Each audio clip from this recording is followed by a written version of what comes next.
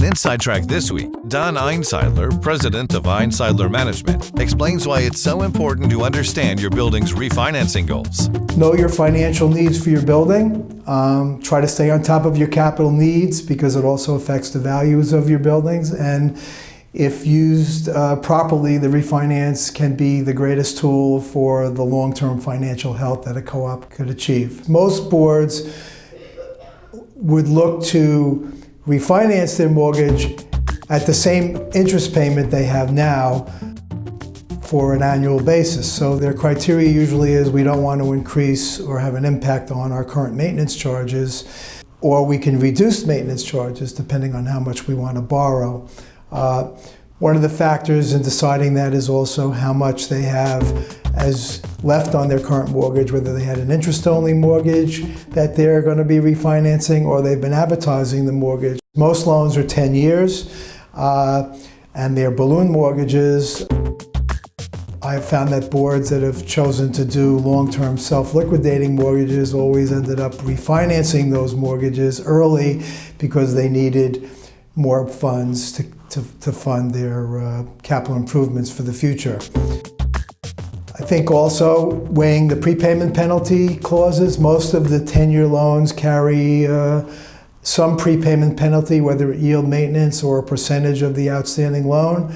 So weighing that factor in based on current rates is important, and also knowing what their financial long-term and short-term needs might be. The way to do that is to go out and get some estimates on some of their long-term capital improvements. Although it can't be predicted precisely, if you can go out and get actual bids and add a little bit for inflation each year, you'll have a rough idea what you'll need when they come due. There are always surprises that come up, so depending on the choices the board make, will impact their long-term financial status of their reserve fund.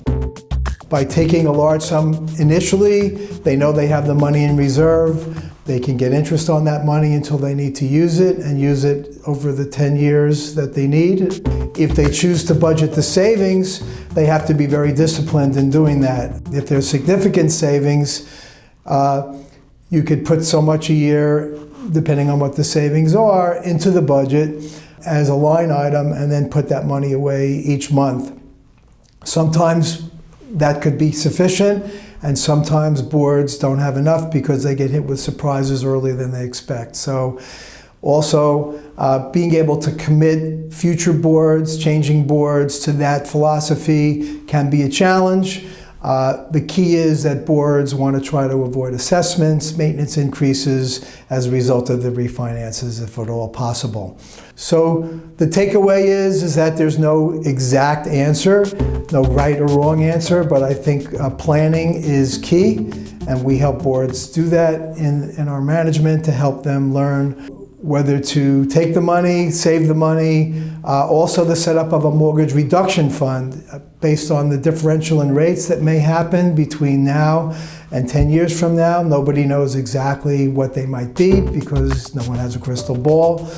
But at least if they amortize the loan some amount as opposed to an interest-only mortgage, they're not stuck with looking to refinance the whole balance plus the closing costs.